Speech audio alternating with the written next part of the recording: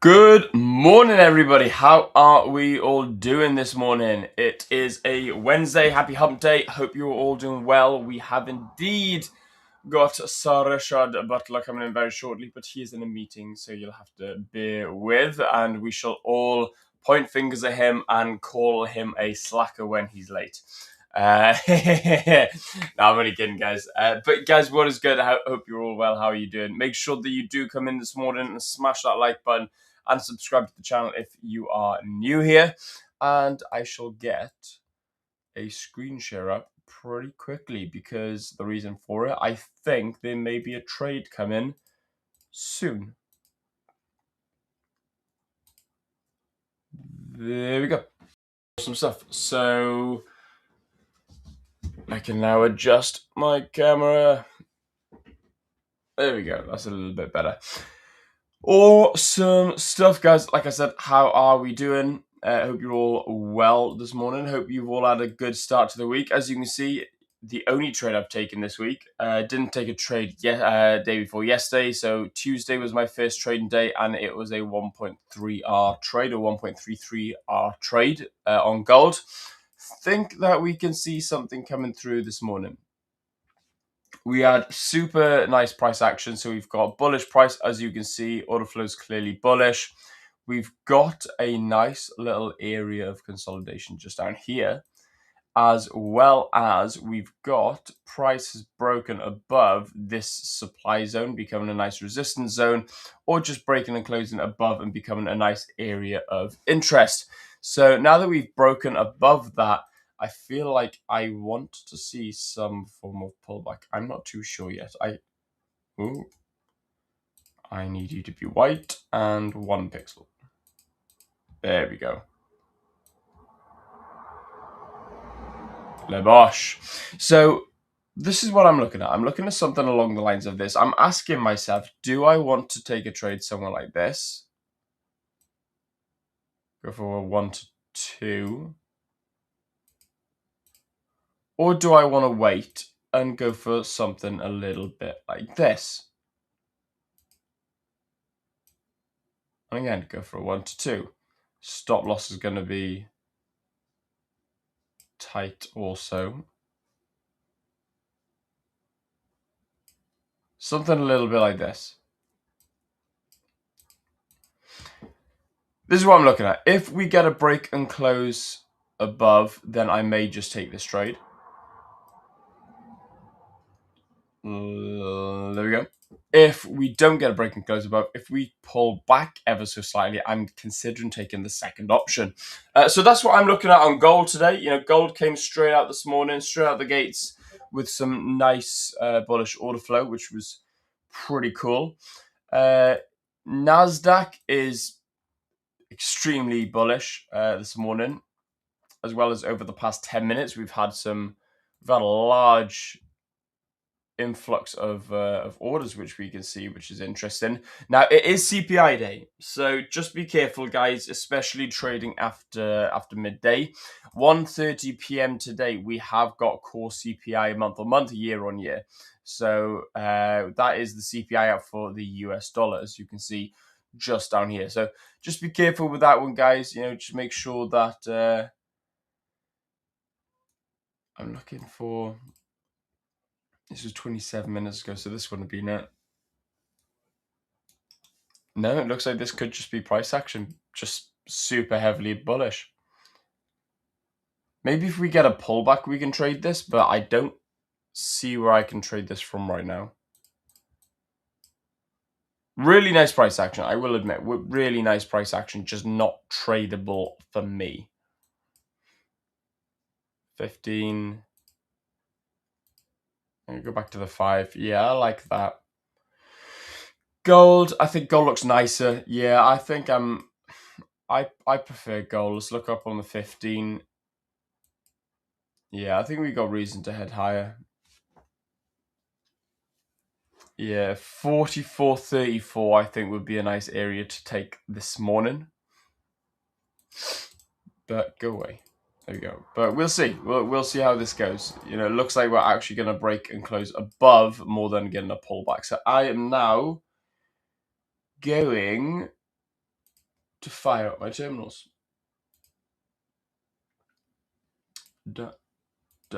There we go. So it was a little shame yesterday. I did miss my NASDAQ trade, and there's not much I want to trade right now on the NAS unless we get, like I said, unless we get a pullback, which seems to be happening. If we can get a pullback, I'll consider trading it. Yesterday, I did miss my price action.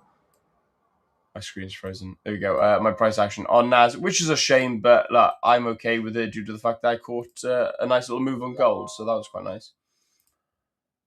Going back to... Where's it gone? There we go. Okay, so I've got my terminal all riled up and ready to go.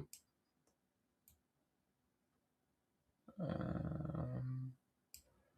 where's my TP?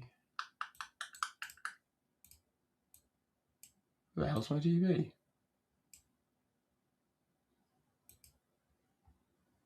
I've lost my TP. Found it again. Right, okay, let's try again. I mean, we got a little bit of time. We're still wicking above. We haven't closed above yet, so we have still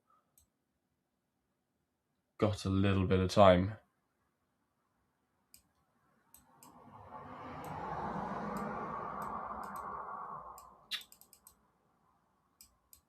Awesome, there we go. So now that I've got everything ready for, if this does validate, I can just go and click a button. So that's absolutely awesome. Let us know. I'm going to have a bit of a catch up with you guys in chat. Let us know what you're trading. Let us know how your week's going. Let us know where you're trading from, what you're up to. We've got in 3 hours ago. My commerce saying, hi, hello there. How are you doing, my e-commerce? Pawan said, hey, what is good? That was half an hour ago. Shajith, what's good, my man? 13 minutes ago. Good morning, guys. And a nice little message from us. Welcome in, everybody. Big day on the calendar. US inflation data focus. Exactly, guys. So super important. If you are wondering a little bit more about the in-depth fundamental and macro side of the CPI today, then feel free to wait probably about just under an hour, and then LJ will be coming in and you will be able to ask him all sorts of macro questions. Kawish, good morning, London and Protea boy. I believe my Protea will be back today. He will indeed, my friend. He will indeed. He's running a little late. He did say, he's like, I got a quick meeting. I should be here for the open. So he's running a little bit late, but he will indeed be here, my friend. He will indeed. Good morning, boys. Did I get the boys bit right as well? What is good, Dick? How are you doing? The good, the bad, and the Bitcoin. Lazio, good morning. Good morning, Lazio. How are you doing? Good morning, Berlin hunk boy. Dude, it's the boy that gets me. Good morning, boys. Gets me every time. Good day, everyone. How you doing? Protect what is good, my man. Good morning, Will. How you doing, brother? Good to see you in. You breached my account and removed me from the 5ers. Well, stick to the rules. I personally didn't breach your account. You've probably breached your account for a particular reason. We haven't removed you from the 5ers, so you are still here, my friend. You are still here. You're just going to need to get a new account. The good, the bad, and the Bitcoin. I hope you are doing good. Absolutely, Dirk. Hope you're doing well this morning, my friend. Justin, what is good, Justin? Good morning, Will. Good morning, bro. Chacho. How are you doing? I'm also long NAS and gold. Awesome stuff. Good to see that we are all aligning. I don't think I'm going to be longing NAS, but I'm definitely long bias on NAS. I'm not long in gold yet, but I am going to be. As and when. Very short. Speaking of bro Chacho, we have got Giovanni. Buongiorno, Will. Buongiorno, Giovanni. Ciao, bella. How are you doing, my friend? Sorry, I'm gonna stop with the accent now. Did you guys hear the fireworks going off during London session while you were asleep? Yeah, that was just me having a moment of glory. Lol, Giovanni, the arrogant guy. Oh man, celebrate, my friend, celebrate. There's always something to celebrate in life, and make sure that you do so. I was out celebrating, having a cigar and no, I didn't have a coffee last night. I had a cigar and a beer. We were all talking about Guinness yesterday on stream, and it made me want one. So I decided to have a pint of Guinness and a cigar last night. So that was quite nice. SQ Real 7017. Hello, what is good? How you doing, my man? When your wife proposed, did she say, "Will you marry me?"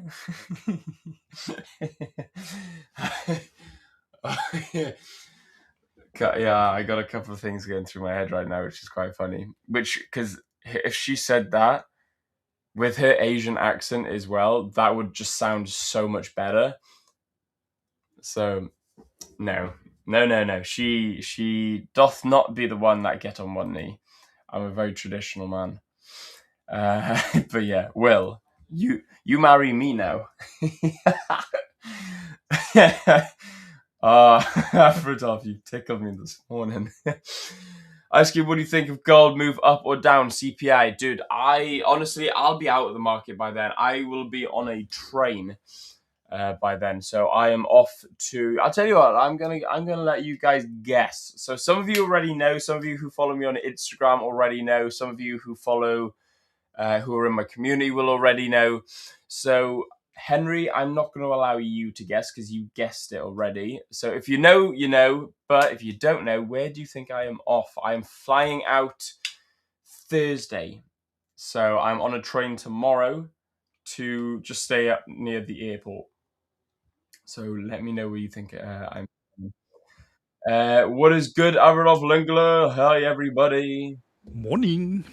Hey, boy. No, do that again. Morning, boy. What's good, Dick? How you doing, man? Not too bad, not too bad. I saw you are all by yourself, so I thought I might as well come on a bit earlier and join you. All by my Todd. Rich should have been in, sooner. I am very tired. I went to bed. I left the office at 2:00 this morning. Oh, how come?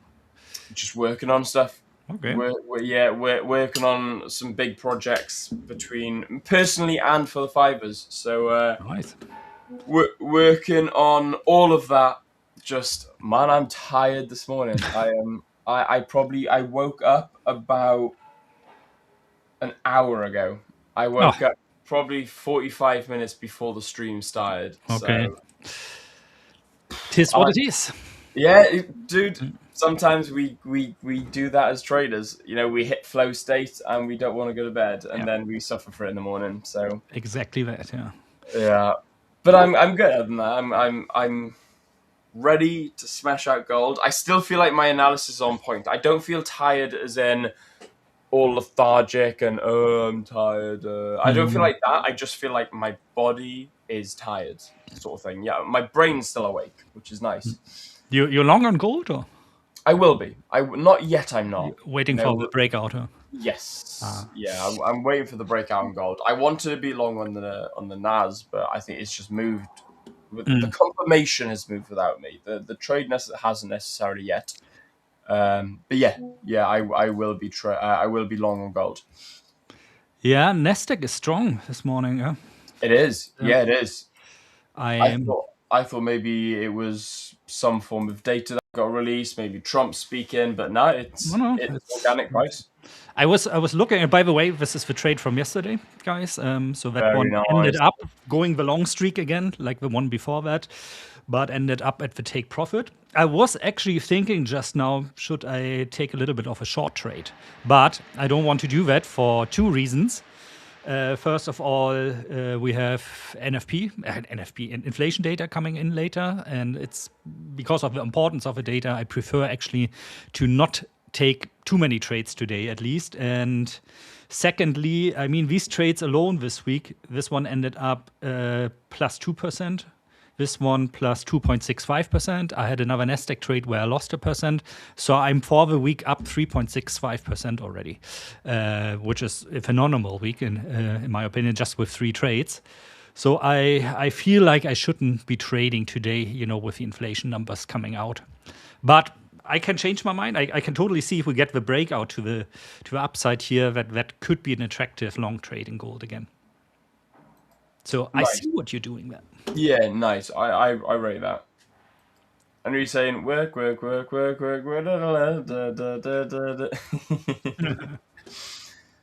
Oh man. KDX, hello Will and Dirk. Good morning to both of you. Cheers. What is good, my man? Good morning to you, my friend. Azrael trade, I'm also longs on gold. There's a few guys long in gold at the moment, or certainly wanting to long gold. I mean, I still have my other gold trade also, which I'm doing with an ETF because it's a longer term trade. Where's gold here? That's this one. Sorry, I had to. But yeah, what about you guys? Any nice trades in? Anything? I'll tell you what.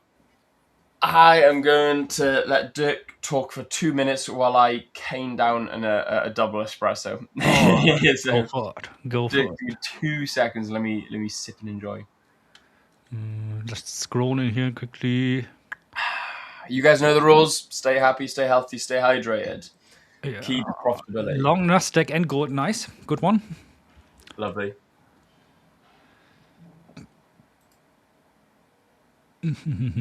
Just going through some comments here. All right.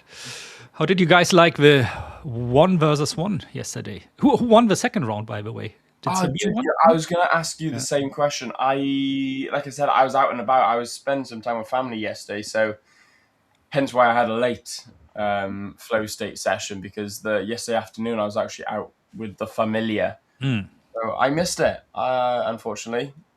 I'm going to guess Samir won, because he's, like I said, he's just an awesome trader. But I don't know who you went up against. I mean, so the first one, LJ lost. Very well trading by, I think, what was his name? Jonathan? Or I don't remember. Justin, yeah. He did really, really well. And he played it very smart. Also, in my opinion. Oh, Samir lost. Okay. Samir lost. No way. So we got 2 of our top-notch traders for intraday trading. LJ and Samir both got their little butt spanked. Our more than capable audience. Nice. I mean, I gotta be for the underdogs, because like somebody winning, getting a nice, I think it was a summer 100K account, if I'm not mistaken. That's really, really, really good.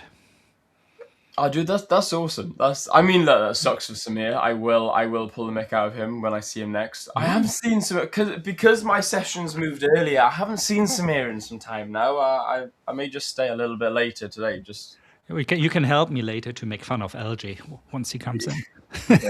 yeah.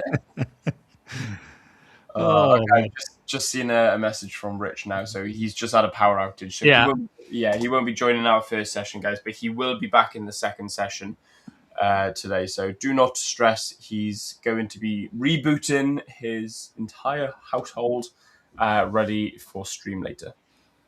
They have really some power issues where he's living, huh? Dude, they do. Australia are the same sometimes. You know, between LJ and Rich, South Africa and Australia don't have a good reputation for power outages. Yeah, which surprised me, especially when it comes to Queensland, where fair. I was more surprised when Australia was bad, because obviously me and Rich have known each other for some time now, and he's explained what happens in Australia, in South Africa, and so I kind of understand the whole power outage situation, but Australia surprised me. Yeah, me too. Yeah, with all the other stuff that's going, like flooding in his apartment,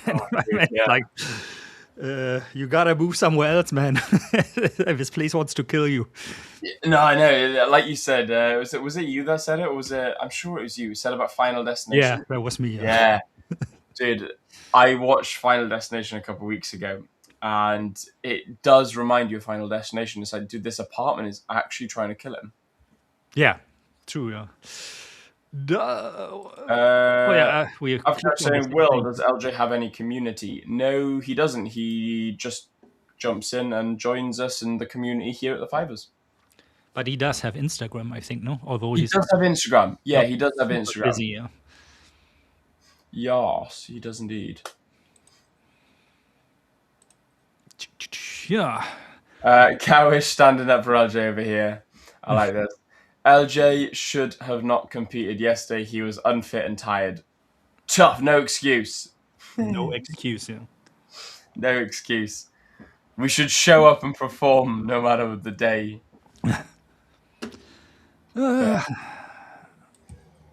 Henry, no real power outage problem from my side in Brisbane. It might just be LJ's apartment.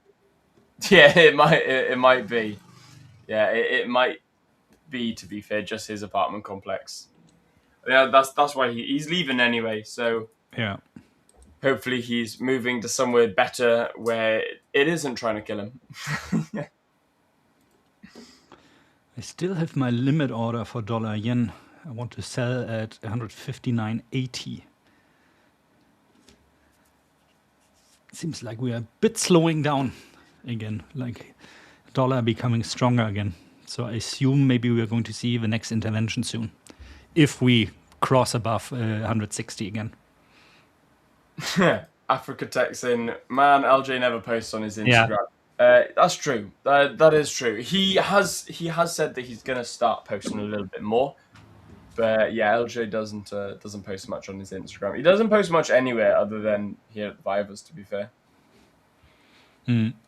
He is in the Discord though. In the 5ers Discord, you can see him on a Friday with Akram. So I always mean to join the Discord as well, but then I keep forgetting about it. But it's also too much going on, you know. I totally stopped also Instagram. I'm not on TikTok.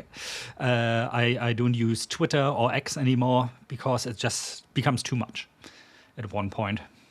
yeah, I know what you mean. Like I love Discord. So Discord, Instagram, that's all I use pretty much.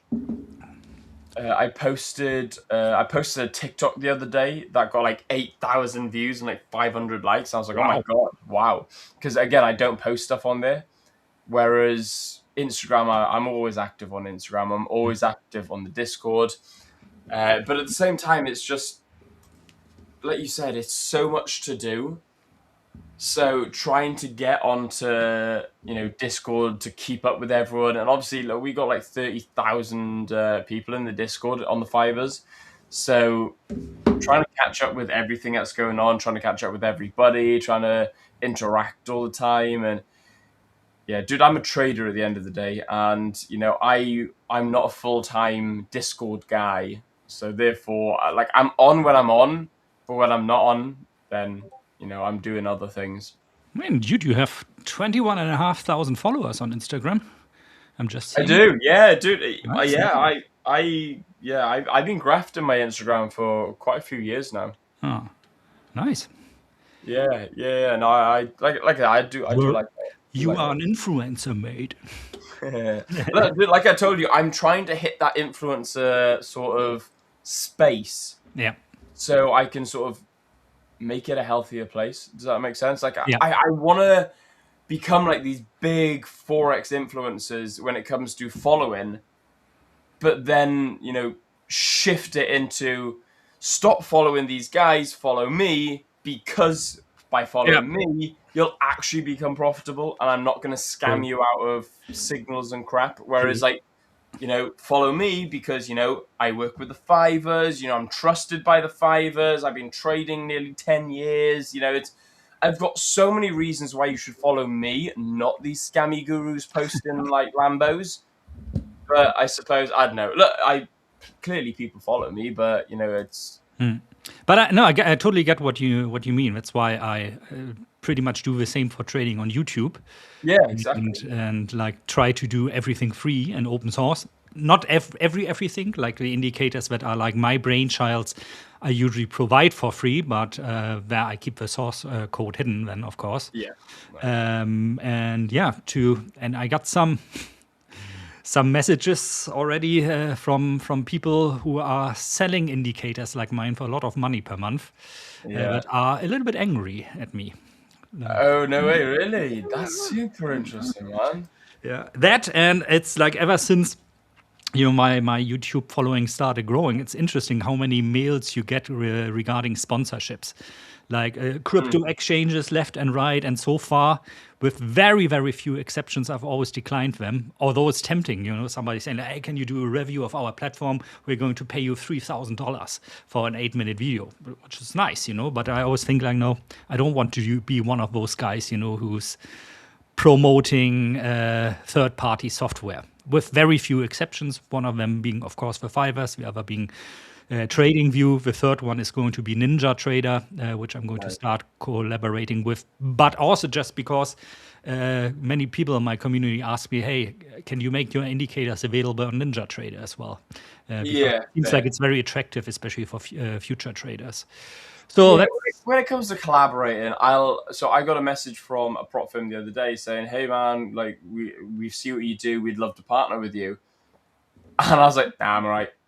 Straight up, I was like, "Nah, I'm alright." And then my brother said, he's like, "Well, why don't you hear them out?" I was like, "Because when it comes to prop firms, I'm yeah, more than happy here, the yeah, fivers." And like you said, I don't want to be that guy that just they could pay me $10,000 a month. But if they're a scammy garbage firm, that's the point exactly. I'm going to go to a scammy garbage firm for $10,000 a month when I could be here at a good firm. Yeah, It's for I 20,000 a month. yeah, I wish. Yeah, fivers. If you want to keep me, it's 20K a month. I will. Yeah, literally. Okay, bye bye. What color is your Lambo? It has the invisible paint. It does have the invisible paint. Invisible I paint. drive it And around my every day. Lambo is called a bicycle, by the way. I don't even Have own a you not car. seen it? I'm actually sitting in my Lambo now. No, I was actually, dude. You know how much I love my cars. I was looking at Lambo the other day, and I cringed myself out looking at it. I can't do it. I can't do it to No. myself. I can't do it to my viewers. I can't do it to you guys in chat. I can't do it. I don't think I could ever buy a Lamborghini for the sake of I see way too many Forex gurus in a Lambo, and I don't want. I don't mind being that guy to actually create that. Hey guys, I'm a Forex guru guy. Come with me, and then all of a sudden they're like, "Oh my god, yeah, Will's awesome," and then they find the real side of trading. Yeah. I don't mind being that guy, but I don't want to be so much that guy where it's like I also have a Lambo. Yeah. There's I so don't many see other the cars. appeal of a Lambo, honestly speaking. I don't think they are beautiful cars. I would, if you give me the choice, like all the money in the world, nothing to do anymore, and you put a pistol on my chest and tell me, okay, you need to buy a supercar now. I Yeah, would more go for something like a Ferrari GT or something. I, nice. Yeah. So my dad now has just bought himself a Ferrari, and finish to him, like he's worked mega hard, and well, that's why we went out for a bit of a celebration last night. So I went out for a beer and a cigar with him. He's just picked his. That's why I was in London. I was taking him to London to pick his Ferrari up, nice. and dude, I got so much FOMO, so much jealousy. I was like, I want this car so bad. It's so nice, and fair play to him. Fair play. I'm super proud of my dad. I'll have my day one day, I'm sure. Look, I'm still driving around an M4 comp, which is pretty cool. But look, we're a business household. We always push each other. We always help each other strive for greatness. And yeah, in all fairness, my dad's in this, and I did have to take a photo. What model did he buy? I did have to take a Nice. photo. Dude, there's something about Ferrari's steering wheel. It's Yeah, just it is. sexy as. What He bought the California T. California tea? Yeah, he bought a California T. However, when I was up in the Ferrari garage, the guy said to me, he was like, we were chatting away, and he goes, "Oh, I saw the M4 out there, nice car that." I was like, "Yeah, yeah." He goes, "Thinking about upgrading to a Ferrari?" I was like, "Oh yeah, I wish." I said, "Yeah, do you have anything that I don't have to sell a kidney for?" And he showed me this one car. He showed me this 458, Oh, and I was like, "How much?" And he's like, 145. I was like, dude, that's just out my budget, man. I was like, I just can't afford that.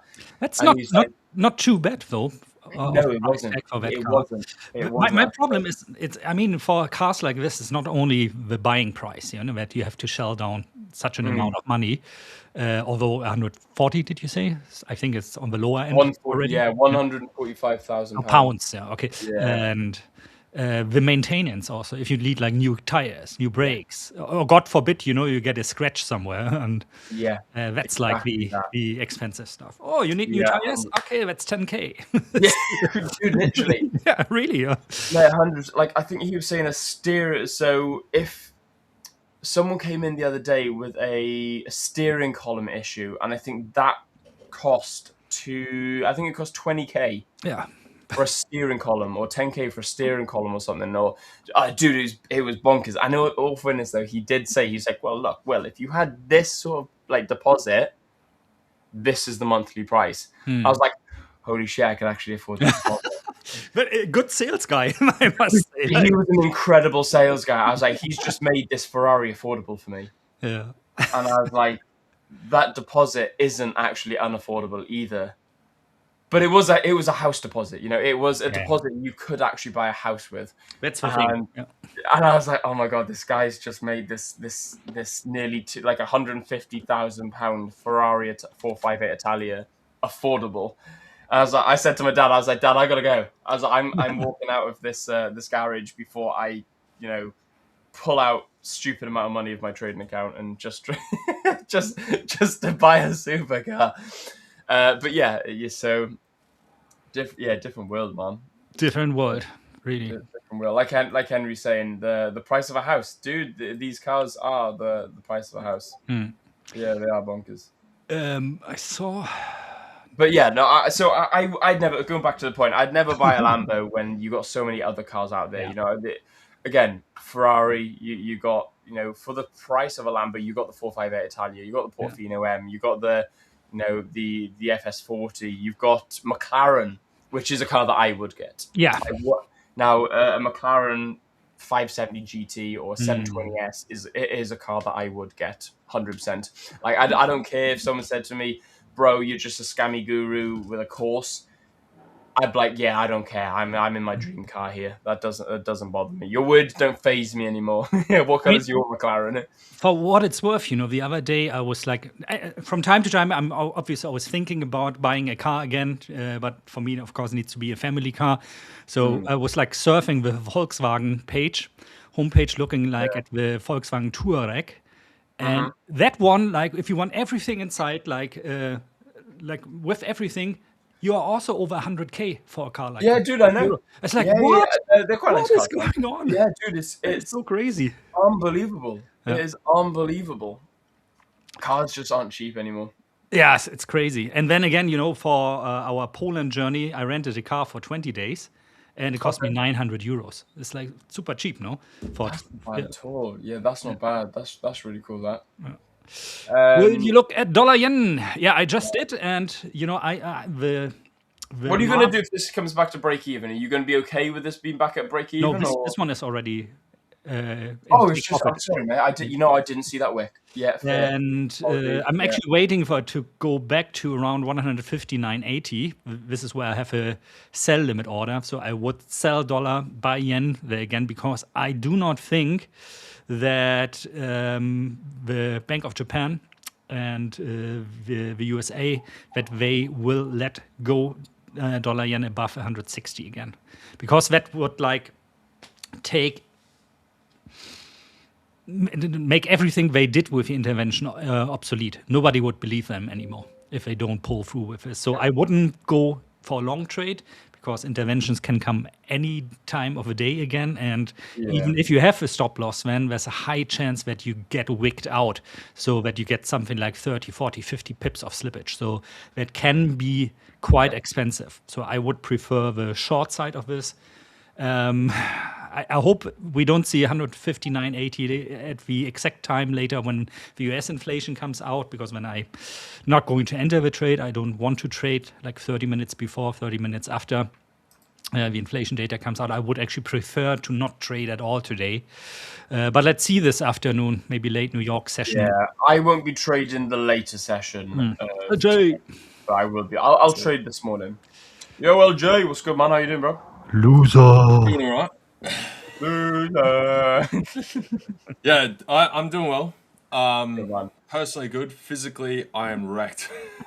Why? Bro, you and me Just both, in the man. wars. Oh, mate, I fell down bloody staircase earlier What? today. I What? told you, mate. It's Partner Final fell down. Destination with you. We were just talking about that your apartment literally wants to kill you. It does, dude. You need to go, like, seek help or something. Go make a movie, or go make a Yeah, it movie wasn't. before it actually does kill you. Yeah, that or I start starring in them, and I'm the only one that survives. Yeah. That's right. Goes home, Yeah. dies in real life, something like that. So Yeah, you pretty fell much. down the Final staircase, or what? Did you break anything, or just bruises? Well, if you would have I broken an don't arm know. or leg, Like you it wouldn't be was. sitting This here. was only like 2 hours ago. So I was at my partner's place doing some work or So whatever. you still got time, yeah. The bruising will come out. Oh yeah, no. I think I will have to go to hospital probably tomorrow. She was trying to push me to go earlier. Then I was like, nah. I hate hospitals. I've been too many times the past couple of weeks. Not doing it. And today's a public holiday here as well, so it's going to be Okay, yeah. slow and whatever. I'm like, nah. I gotta get back work. Jump on stream, got CPI, that kind of stuff. So But yeah, you got him on speed dial, so it's fine. Just call him first thing in the morning and say, "Look, yeah, man, Denise, I'm coming in. Yeah, no worries, LJ. I've already booked you in. I saw your number pop up." yeah. But fortunately, I didn't hit my head or anything. But about where my shoulder blades are, I've got a massive lump across where I smacked into the back of that. But mainly, it's like right side of my hip. Landed right on that, and it's like I can't tilt that way at all. I can't move my leg up, and I'm just like hobbling at like 2 mile an hour, half a mile mile an hour speed. And it was okay before, and I said to her, I was like, oh, you got to wait until the next couple of hours because then it always gets like worse. Yeah, no, Um, yeah. and now I've got this like massive bulge coming out of my back now. So yeah. I look like the Hunchback of Notre Dame. Yeah, so that and the thing the other day, and I've got this like autoimmune thing going on. You can see like this big red mark on my What is arm. that? Oh, lovely. Yeah, God. Is that yeah, it's swollen a or red. just got massive biceps? Hey. Not at all, dude. I haven't been to gym in like forever now, so Jesus, dropped all that Oh, they size. But could, yeah, like, no, I've seriously, got them all like, down here. Like I'm just going through the walls right now. So Man, better be I don't careful. even If know what you, to say. if you start feeling worse, better go to the hospital, man. Really. Yeah, dude, 100%. Not worth I'm a bit like you. Me and my brother, we barely go to the hospital for anything. Like, if me and my brother we look at each other and go, "I think we should go hospital," or "I think we should go doctors," then you know that we're a little bit worried about it. Bro, I'll be honest. yeah, If yeah, it continues or gets any fraction or worse, go to the hospital. Best thing you can do. yeah. I've had this before. I know what it is. It's like a soft tissue thing, some autoimmune thing I get. Trouble is, it goes like all over my body. I've got it like all down my side and like other side, my leg, that kind of stuff. Yeah. And then it like does my throat as well, the back of my throat all the time, which then I can't like speak properly and that kind of stuff. It's really annoying. A friend of mine's like that. A friend of mine, he'll get it so bad that he can't get out of bed in the morning. Like he's in so much pain. Like he'll have to like bath in like steroid cream. It's really sore. Yeah, Like, growing up as a kid was super hard for him. yeah, yeah. It's some reaction to like viral stuff, and yeah, Yeah, I've got exactly. steroid cream, but I've like ran out of it now. But yeah, the main trouble is like when it does the back of my throat, like the little whatever the dangly guy at the back of your throat is, that all inflames, and then I can't like breathe and stuff as well. And you can't put like steroid cream. Yeah. So you kinda- yeah. Yeah. But yeah, so going through the wars, but yeah, still roast me anyway, Dirk. Don't worry, that's fine. Yeah, no, we will. Like, look, we Oh, no. all, LJ, we love you. We feel sorry for you, but we're gonna roast you in the meantime. No, roast me, roast Now, me. hard. I'm sure you did it on purpose, just to give Justin the opportunity to get that 100K account, Yeah, exactly. start his Man, trading career. We did it for you, yeah. And then because you did it, Samir did it later on as well. Yeah, he had to follow the trend. He couldn't be like, "Oh, well, now I can't be a dick." I've got to lose this now, haven't I? It's a charitable donation. There you go. Yeah. So. Yeah, maybe you can hire Henry for a week or two. Henry, Yeah, yeah. I mean Henry the hospital. is the nurse. You know, so when you get told to go Dems to be the hospital, like, facts, mate. Dems be the facts. yeah, Should maybe, you? yeah, Oh, come go on. and look after me, Henry. Yeah, dude. Yeah, yeah. Go put a nice, sexy nurse outfit on and go look after LJ. Dude, can you imagine? I'm just seeing Henry now dressing up as a nurse and looking after you. I don't know. I don't know which part would be funnier. I really don't. Will, the cigar smoking is different from normal cigarettes, right? Yes, yeah, 100%. You don't take it into your lungs, and you enjoy the flavor more than the actual. You don't really get a nicky rush. You know, there's like fractional percentages of nicotine in a cigar compared to a cigarette. But dude, you guys know how much I love my cigars. I've got boxes of them. So Okay. full of cigars, full of cigars, full of cigars. Yeah, I think I haven't smoked a cigar in like 15 years or 10 I think we years. haven't smoked a cigar in about 15 hours. Henry, dude, true. Public holiday. Double rates, yeah. It's okay. LJ can afford it, even though he lost it. Yeah. I heard you talking about my electricity before as well. Yeah, I think that's more just me, just this building, just Yeah, this that's cool. your apartment is like Final Destination. It wants to kill you. Yeah, yeah, Locks in 100%. the garage, electric fire, water leakage, power outages, falling downstairs. The list is long. I will be leaving here in about 4 weeks. No, you 2 to won't. 4 weeks, The depending. apartment won't let you leave. I was going to say, that's what you think's happening, LJ. I can assure you When- something very different is happening. You move into the new apartment when you wake up in the morning and suddenly you're in your old apartment again. Or, yeah, Dude, just can you somehow. imagine how petrifying would that be? It would. That'd be some Dude, yeah, I'd be freaky freaking ass out. shit. I used to, in job in the very, very distant past that I used to have, I needed to travel a lot. Like really day to day, I was basically staying in a different hotel until in the morning sometimes or at night, I woke up, wanted to go to the toilet and then I asked myself, where am I? What is this place? Yeah, you don't. Like yeah. you're having a fever dream. Yeah. Um, I will come back shortly. Yeah, I saw you're on by yourself, Will. I see Richard's got some power. yeah, troubles he had a bit of a power outage, so he's just setting up all of his generators. Yeah, I will come back in a sec. I just might change out into some fresh clothes. I've been wearing this all day, so Yeah, stream go on, yeah. refresh and then I'll jump back in a sec. No See you guys. problem. You mate, don't You do know. anything stupid. Yeah, don't, for God's sake, like, don't go, I don't know, don't. No stairs, no I really elevator, want don't touch that. electricity, water. I'm actually scared if he goes and has a shower. Yeah, really. Yeah. Shower could try and kill him. Who knows? Guys, should we all Like last time where he said, I'm going to be back in 5 minutes, and then he never came back.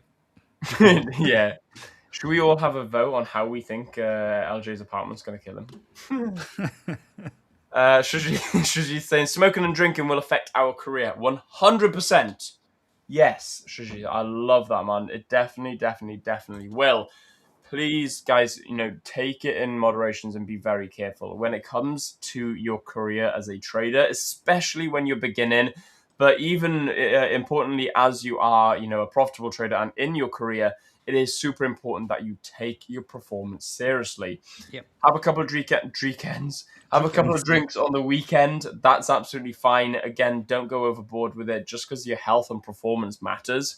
But if you are going to do it on the weekend. Smoking, again, I don't recommend smoking anyway. I've got a severe cigar addiction, I will admit. I absolutely love my cigars. But I wouldn't recommend to anyone that they smoke cigars unless you're going to do it as a celebratory moment. My brother does smoke cigars as a celebration.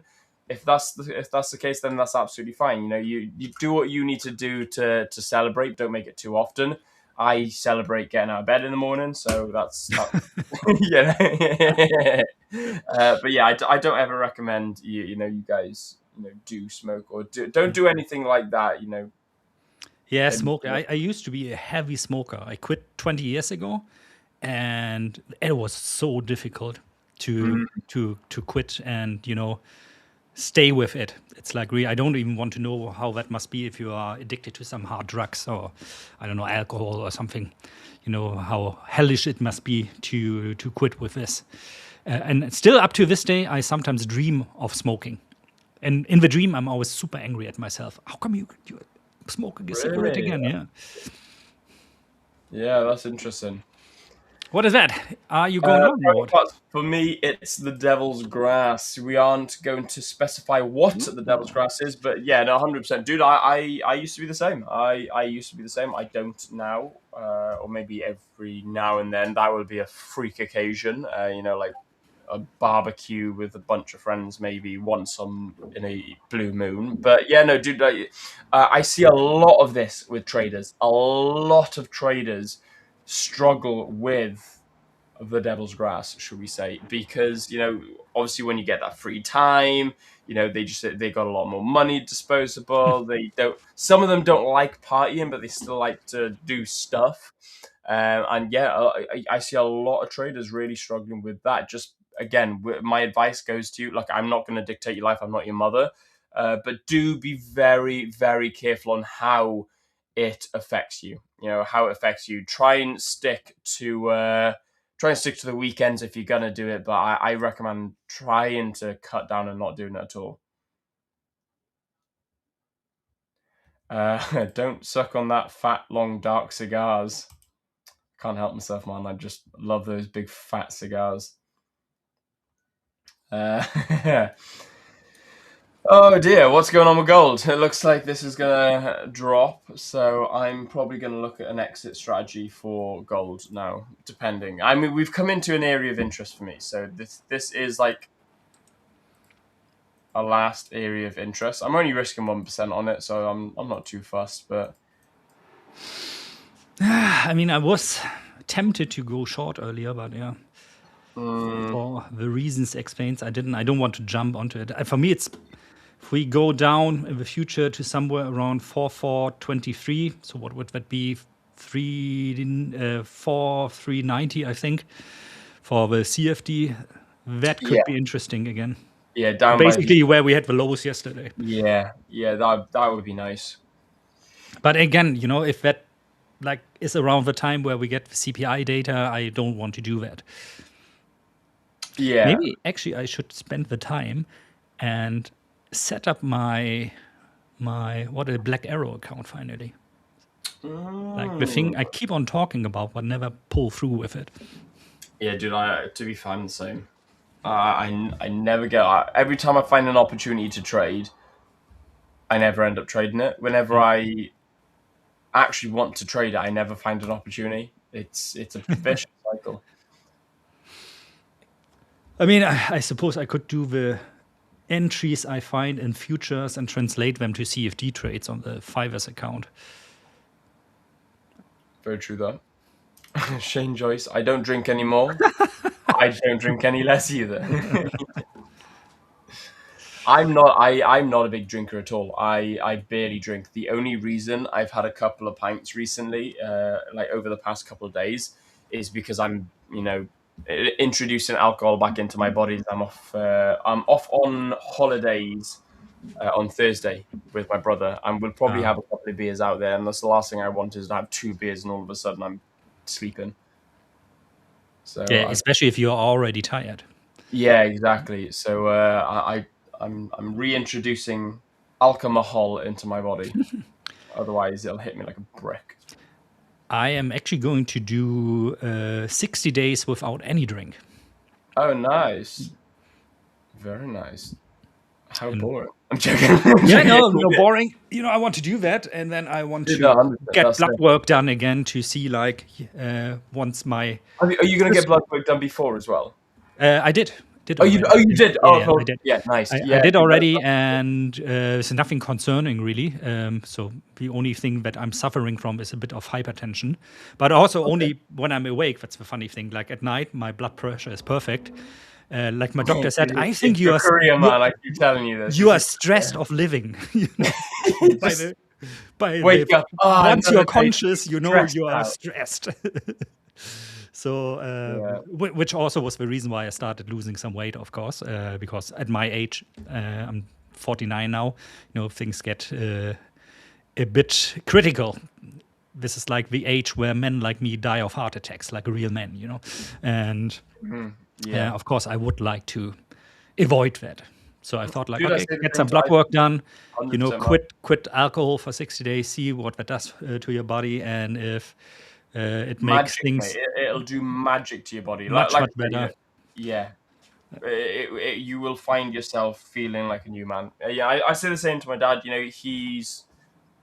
I don't know how old he is. He's late 50s, I think. Off the top of my head, I don't know. But yeah, again, just like you mentioned, he's in that stage of, he needs to look after his health and needs to Yeah. concentrate and make a conscious effort.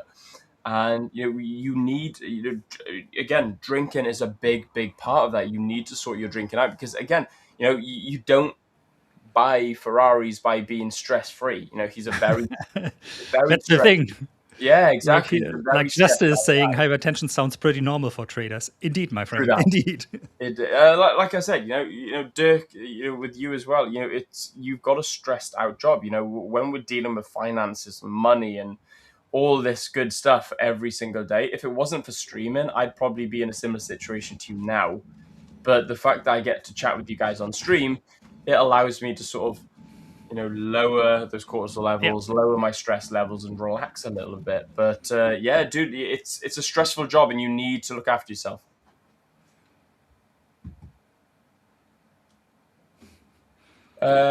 Africa Tech saying, Will, why not consider a lower block that you marked for entry, as in this area here? Yeah, this is possible. This is an area of interest zone that price could come down to. There's a couple of different areas of interest for me. I wanted to be trading the breakout of this high here. Let me just get rid of this. There you go. I wanted to be trading the breakout of this high here. There we go. Try again. But obviously, look, it didn't come. We didn't get that breakout. We got the consolidation. We got the slight pullback. Now, this is an area of interest for me, but I didn't know if we were actually going to come tap into this zone or if we were going to just tap into the break and retest of this sort of these highs here.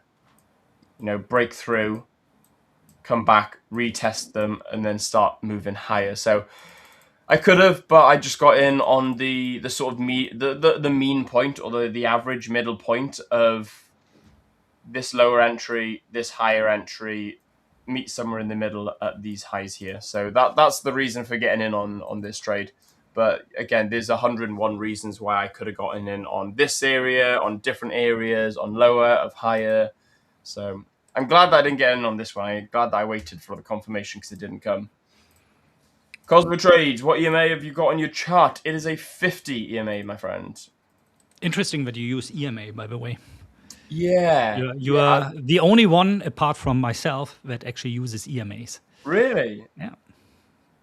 Why? What's everyone else use? Like an SMA or something? SMA, yes. Yeah. No, I like an EMA, man. Me too. Yeah. Ever since the beginning of my trade, I've always used exponential. Yeah, I think this could be. I got this back then when Alex was still with us. I don't know if you remember him. Yeah. Because he always used the combination of a 21 EMA and I think it was a 50 SMA. And I quite liked this because you have like this reactive component with EMA that's like not as sluggish as a simple moving average is. But nowadays, actually, I've changed to using Kaufmann's adaptive moving averages. Which are very neat because they are very reactive once price starts moving. And once you go into a ranging phase, they really tend to stay very flat.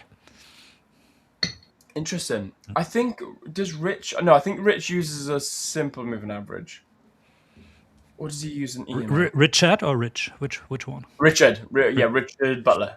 I'm not sure. I know he uses a 50 as well, but I think that may be a simple moving average.